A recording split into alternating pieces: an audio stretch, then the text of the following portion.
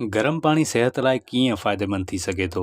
इन बाबति जेतोणीकि साइंसी तौर ते घणियूं तहक़ीक़ूं मौजूदु न आहिनि, पर सदियुनि खां गरम पाणी खे थधे पाणीअ जी भेट में फ़ाइदेमंद करार ॾिनो वियो आहे ऐं इन दावा में तहक़ीक़ खां वधीक ज़ाती तजुर्बनि जो दख़ल आहे, जंहिंजे करे थुल्हा माण्हू स्मार्ट, बंदि नक खुली वेंदो आहे, नज़लो ज़ुकाम ख़तमु थी वेंदो आहे ऐं ॿिया केतिरा ई फ़ाइदा हासिल थींदा आहिनि। आम तौर ते माहिरनि मूजिबि गरम पाणीअ मां इहा मुराद नाहे त बड़कंदड़ पाणी वापराए वञे। इन मां इहा मुराद आहे त पाणीअ जो गर्मीपद 54 खां 71 डिग्री सेंटीग्रेड जे विच में हुजणु घुरिजे। इन खां वधीक गरम पाणी वात में छाला ठाहे छॾींदो। नेम गरम पाणी पीअंदे उन में जेकॾहिं विटामिन सी लाइ थोरो लीमो शामिल कजे त इन सां न रुगो वज़न घटिजी वेंदो, पर हाज़मो बि दुरुस्त थी वेंदो। गरम पाणी पीअण सां सिहत खे जेके फ़ाइदा मिली सघनि था, उन्हनि मां कुझु अव्हांखे ॿुधायूं था। जेकॾहिं नक बंदि थी वञे ऐं साह खणण में ॾुखियाई पेश अचे रही हुजे त इन सूरत में सभ खां पहिरियां बड़कंदड़ गरम पाणी खणो ऐं उन मां निकिरंदड़ बाफ़ खे नक जे रस्ते अंदरि दाख़िल करियो, जंहिंसां बंदि नक खुली वेंदो ऐं उन सां साह खणण में सवलाई पैदा थींदी।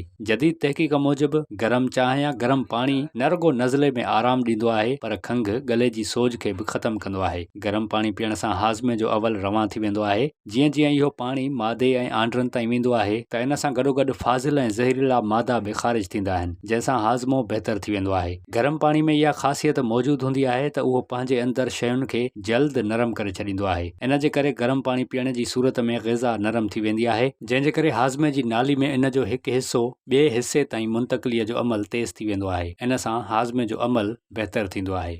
जहिड़ी रीति इंसान जे जिस्म जे ॿियनि हिसनि खे पाणीअ जी ज़रूरत हूंदी आहे, अहिड़ी रीति दिमाग़ ऐं उन सां वाॻियल ॿियनि उज़वनि खे बि पाणीअ जी खोट सबबि ॾुखियाई थींदी आहे। पाणीअ जी खोट सबबि दिमाग़ी अफ़ाल बि बहितर नमूने कमु नाहिनि करे सघंदा। रिसर्च मूजिबि गरम पाणी इंसान जे उज़वनि खे पुरसुकून करे मूड खे बहितर कंदो आहे, जंहिंजे करे उन जे कम जी सलाहियत में वाध थींदी आहे। इन सां दिमाग़ जी कारकर्दगी में बि वाधारो थींदो आहे। थधो पाणी जिस्म में वञी जिस्म जे मुख़्तलिफ़ उज़वनि ते असरअंदाज़ थींदो आहे, जंहिंजे करे उज़वा सुस्तीअ जो शिकार थी वेंदा आहिनि ऐं इंसान कावड़ ऐं ॻणतीअ जो शिकार थी वेंदो आहे। जॾहिं त गरम पाणी पीअण सां उज़वा पुरसुकून हूंदा आहिनि। ख़ासि तौर ते सुम्हण खां अॻु हिकु गिलास गरम पाणी पीअण सां पुरसुकून निंड ईंदी आहे। पाणीअ जी खोट जो शिकार माण्हू अक्सर कब्ज़ जो शिकार थी वेंदा आहिनि। अहिड़ा माण्हू जेकॾहिं मुनासिब वक़्त सां गरम पाणीअ जो इस्तेमालु कनि त उन सां हिकु त हाज़मे में मदद मिलंदी ऐं ॿियो त इन सां कब्ज़ बि ख़तमु थी वेंदो। ताज़ी तहक़ीक़ मूजिबि गरम पाणीअ जो इस्तेमालु गुर्दनि जे अफ़ालनि खे बि तेज़ करे छॾींदो आहे। इन हक़ीक़त खां त सभु वाक़िफ़ हूंदा त गुर्दा असांजे जिस्म मां